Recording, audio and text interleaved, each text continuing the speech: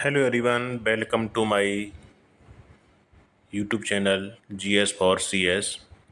ये इस चैनल सभी परीक्षाओं की जीएस के दृष्टिकोण से समर्पित है और जिसमें करंट और जो भी एग्ज़ाम है यूपीएससी पीसीएस सभी के लिए एग्ज़ाम के अनुसार इसमें टॉपिक को दिया जाता है। अब आगामी परीक्षाएं यूपी में यूपी पीसीएस अक्टूबर में और आरओ एआरओ दिसंबर में। इसके अलावा यूपी ट्रिपल एस सी पेट 2024 और जो यूपी पुलिस का एग्ज़ाम होने वाला है री एग्ज़ाम, सभी को देखते हुए ये सभी एग्ज़ामों के लिए बहुत ही लाभकारी है। और इसमें आज बात करते हैं यूपी की जो जनजातियां हैं, जनजातियों की इसके हिस्ट्री को देखते हैं। भारत में जो जनजातियां हैं, जो भारतीय कुल जनजाति का 1.09% यूपी में पाया जाता है और यूपी की जितनी भी जनसंख्या है उसका 0.6% यूपी में जनजातियां पाई जाती हैं। इसके अलावा यूपी में जनजातियों की जो घोषणा की गई 1967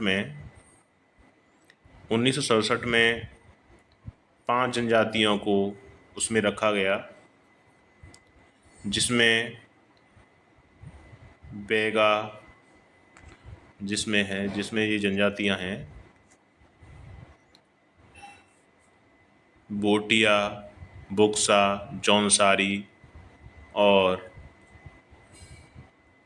राजी, थारू, ये जनजातियां थीं, दर्जा दिया गया। इसके बाद जब उत्तराखंड का अलग गठन हुआ 2000 सन 2000 में, तो इसके बाद यूपी में अन्य जातियों को 2003 में 10 अन्य जातियों को अनुसूचित जनजाति का दर्जा दिया गया। इसमें बात करते हैं राज्य की प्रमुख जनजातियां समूह। तो गोंड समूह है एक। गोंड सबसे ज़्यादा जनसंख्या में पाई जाने वाली जनजाति है यूपी के अंदर। उसके बाद थारू आ जाती है, थारू जनजाति जनसंख्या के आधार पर। इसके अलावा बोक्सा, राजी, जौनसारी, बेगा और खरवार समूह है। एक खरवार जनजाति है जो पूर्वी यूपी में विशेषकर पाई जाती है। इसके अलावा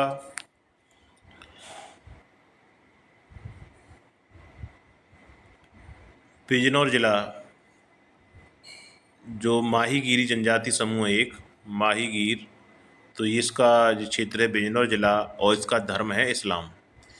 इसका जो व्यवसाय है मछली पकड़ना और मुस्लिम जनजाति के रूप में वर्तमान में ये भारत के किसी राज्य में जनजाति के रूप में अनुसूचित नहीं है। ठीक, इसके बाद बोक्सा और जौनसारी जनजातियाँ, जिसे बुक्सा या बोक्सा बोला जाता है, इनकी जो प्रमुख आराध्य देवी है वो चामुंडा है। और जो क्षेत्र है वो बिजनौर जिला में विशेषकर पाए जाते हैं बुक्सा जनजाति, और ये उत्तराखंड में ही पाई जाती है। और तखत, ये बुक्सा जनजाति पंचायत का एक जो प्रमुख व्यक्ति होता है उसे तखत बोला जाता है। बुक्सा जनजाति का जो सर्वोच्च व्यक्ति होता है। पटवार राजपूतों से इसका संबंध माना जाता है और इनका व्यवसाय है कृषि। इसके बाद सोनभद्र में जो जनजातियां का समूह हैं उनमें चेरों,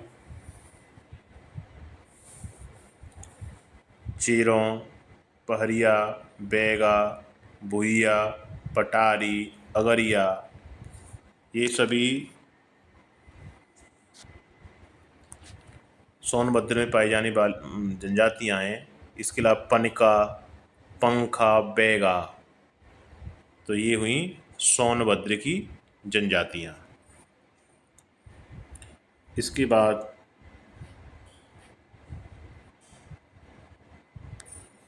थारू जनजाति। थारू जनजाति ये प्रमुख, इसके लिए एक योजना चलाई गई 1980 में, थारू विकास योजना। और इनका निवास है तराई एरिया, तराई क्षेत्र। और तराई क्षेत्र को कौन सा है? सबसे पहले हिमालय रीजन पड़ता है। इसके जो नदियाँ निकल के आती हैं, तो नदियाँ अपने साथ कंकड़ पत्थर और अन्य मलबा लेके आती हैं, तो ये गिरपदीय पहाड़ों के नीचे ये जमा कर देते हैं। और ये जमा कंकड़ पत्थर होने से नदियाँ विलुप्त हो जाती हैं और ये इन कंकड़ पत्थर के नीचे से होके बहती हैं। इस एरिया को बोला जाता है भाबर। इस एरिया को बोला जाता है भाबर। भाबर। इसके अलावा जब ये इससे निकलती हैं और आगे बढ़ती हैं तो उसे बोला जाता है तराई एरिया। तराई एरिया में ये भाबर एरिया से निकलकर दोबारा जब ज़मीन पर निकलती हैं तो वो एक दलदली एरिया, स्वैम्प रीजन के रूप में हो जाता है। उसे दलदली या तराई एरिया बोला जाता है। वर्तमान में इसके जो वन क्षेत्र काट छाँट कर विशेषकर गन्ना और चावल की खेती की जाती है इस एरिया में। तो इसमें जो ज़िले लगे हुए हैं जैसे लखीमपुर खीरी, पीलीभीत, बहराइच, बलरामपुर, सिद्धार्थनगर, कुशीनगर, तो ये एरिया इसमें आता है तराई एरिया में। तो यहाँ पे इनका निवास स्थान है और इनका जो वंश है वो किरात वंश से माने जाते हैं। और शारीरिक संरचना की देखा जाए तो छोटा कद होता है इनका, पीला रंग और चौड़ी चौड़ी मुख्य आकृति। इनका वो जो भवन है, जो घर होता है, वो लकड़ी के लट्ठों तथा नरकुलों से बनाया जाता है। इनके यहाँ संयुक्त जॉइंट फैमिली का सिस्टम है। और इनका जो एक दीपावली को ये शोक के रूप में मानते हैं, मनाया जाता है। शोक, इसे यहाँ पे हर्षोल्लास नहीं होता, इसे शोक के रूप में मनाए जाते हैं बेसिकली दीपावली को। और ये कई बार हर परीक्षा में पूछने वाला क्वेश्चन है कि दीपावली को शोक के रूप में मनाई जाने वाली जनजाति कौन सी है? थारू। या थारू किस त्यौहार को शोक के रूप में मनाए जाते हैं? तो दीपावली। इनमें विवाह, बदला विवाह होता है। और प्रमुख त्यौहार है बजहर त्यौहार है इनका। इसके बाद अन्य जनजातियों में जौनसारी जनजाति। तो जौनसारी जनजाति के बारे में इनके उत्सव हैं बिक्सु, पंचोई, दियाई।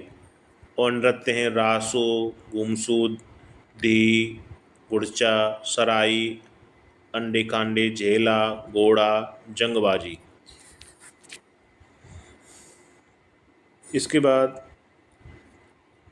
यूपी में 2003 में जनजातियों घोषित की गई और ये 10 जनजातियाँ थीं, क्योंकि जो उत्तराखंड के अलग होने से जनजातियाँ भारत यूपी में नहीं थी। इसके बाद एक गौंड समूह, ये सबसे बड़ा समूह है यूपी का जनजातियों में। इसमें गौंड, दूरिया, नायक, ओझा, पाथरी, राज, गौंड ये आते हैं। और ये किस ज़िले में पाए जाते हैं? महाराजगंज, सिद्धार्थनगर, बस्ती, गोरखपुर, देवरिया, मऊ, आजमगढ़, जौनपुर, बलिया, गाजीपुर, वाराणसी, मिर्ज़ापुर, सोनभद्र, संत कबीरनगर, कुशीनगर, चंदौली, भदोही। तो ये ज़्यादातर पूर्वी यूपी में गौंड समूह निवास करता है। खरवार समूह, खरवार समूह देखा जाए तो ये देवरिया, बलिया, गाजीपुर, बनारस, सोनभद्र, ये भी पूर्वी यूपी में ही है। इसके बाद ये सहरिया जनजाति पाई जाती है ललितपुर में, पहरिया सोनभद्र में, बैगा सोनभद्र, पंखा पनिका सोनभद्र मिर्ज़ापुर, अगरिया सोनभद्र में, पटारी सोनभद्र, चीरो सोनभद्र बनारस, भूइया सोनभद्र। इसके अलावा ये खरवार जनजाति के बारे में इनका क्या क्या सिस्टम है, जनजाति की जो कल्चर है उसमें तो इनका ये नृत्य होता है एक, उसे कर्मा बोला जाता है। कर्मा नृत्य पूर्वी यूपी में होता है और खरवार जनजाति के द्वारा ये किया जाता है। मूल निवास इनका जो मूल निवास है पलामू झारखंड में पड़ता है। पलामू जिला है झारखंड का, वहाँ की इनकी उत्पत्ति स्थल है। और इसकी जो उपजनजातियाँ हैं जिनमें मोझेयाली, गंजू, अरमिया, सूर्यवंशी, पटबंदी, दौलतबंदी, खेरी, राउत, मोंगती, और इनके जो देवता हैं प्रमुख देवता घमसान, बथमाउस, बनसंती, दूलादेव, गरिया, निवास बलिया में, बनारस, गाजीपुर, सोनभद्र, देवरिया। तो ये पूरी यूपी में निवास करते हैं। इसके अलावा जनसंख्या के आधार पर देखा जाए तो सर्वाधिक जनसंख्या समूह कौन सा है? गोंड। गोंड जनसंख्या समूह सबसे अधिक है। इसके बाद आता खरवार और उसके बाद थारू। तो क्रम इसका लगाया जाए गोंड, पहले पे गोंड, दूसरे पे खरवार, तीसरे पे थारू। थारू जनजाति लोग शिक्षा प्रदान करने के लिए सरकार द्वारा विद्यालय की स्थापना की गई है और ये की गई है लखनऊ में, लखीमपुर खीरी में, लखीमपुर खीरी में। और जनजाति विकास निगम द्वारा एक योजना लागू की गई 2001-2 में, ये सैनिटरी मार्ट योजना। सैनिटरी मार्ट योजना जिसमें सिर पर मेला ढोने पर रोक लगाने के बाद बेरोजगार हुए जो लोग उनको रोजगार प्रदान करने के लिए सैनिटरी मार्ट योजना का शुरुआत की गई 2001 और 2 में। तो ये बहुत ही ध्यान रखने वाली बात है। इसके बाद अन्य यूपी से संबंधित, यूपी स्पेशल संबंधित अन्य जैसे पक्षी विहार, वन्यजीव और परिवहन, संचार, जितने भी और टॉपिक हैं सभी का एक एक करके या प्रेजेंटेशन किया जाएगा और आप इसका लाभ उठाएं और अच्छा लगे तो लाइक सब्सक्राइब करें। थैंक्स।